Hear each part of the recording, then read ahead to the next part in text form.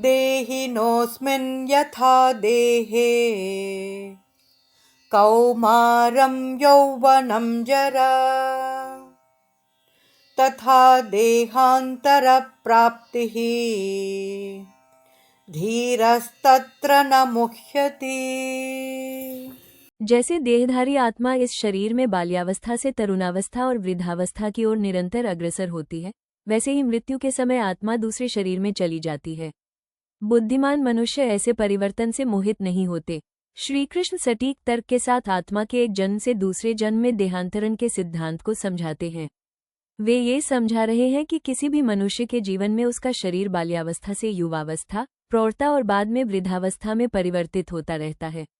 आधुनिक विज्ञान भी यह कहता है कि हमारी शरीर की कोशिकाएं पुनर्जीवित होती रहती हैं। पुरानी कोशिकाएं जब नष्ट हो जाती हैं तो नई कोशिकाएं उनका स्थान ले लेती हैं। एक अनुमान के अनुसार 7 वर्षों में हमारे शरीर की सभी कोशिकाएं पुनर्तः परिवर्तित हो जाती हैं। इसके अतिरिक्त कोशिकाओं के भीतर के अणु और अधिक शीघ्रता से परिवर्तित होते हैं। हमारे द्वारा ली जाने वाली प्रत्येक श्वास के साथ ऑक्सीजन के अणु हमारी कोशिकाओं में मिल जाते हैं और वे अणु जो अब तक हमारी कोशिकाओं में विद्यमान थे, वे कार्बन डाइऑक्साइड के रूप में बाहर निकल जाते हैं।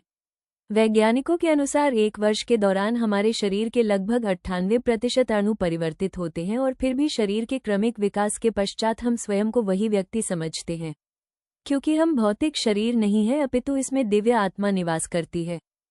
इस श्लोक में देह का अर्थ शरीर और देही का अर्थ शरीर का स्वामी या आत्मा है। श्री कृष्ण अर्जुन को यह अवगत कराते हैं कि शरीर में केवल एक ही जन्म पर्यंत परिवर्तन होता है, जबकि आत्मा कई शरीरों में प्रवेश करती रहती है। साथ ही मृत्यु के समय ये दूसरे शरीर में प्रवेश करती है।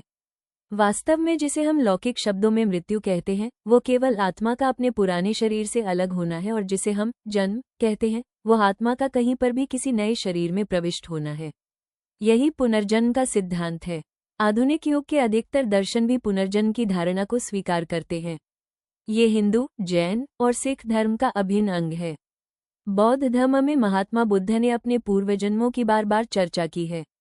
अधिकतर लोग यह नहीं जानते हैं कि पुनर्जन्म पाश्चात्य दर्शन की आस्था पद्धति का भी एक अंग था।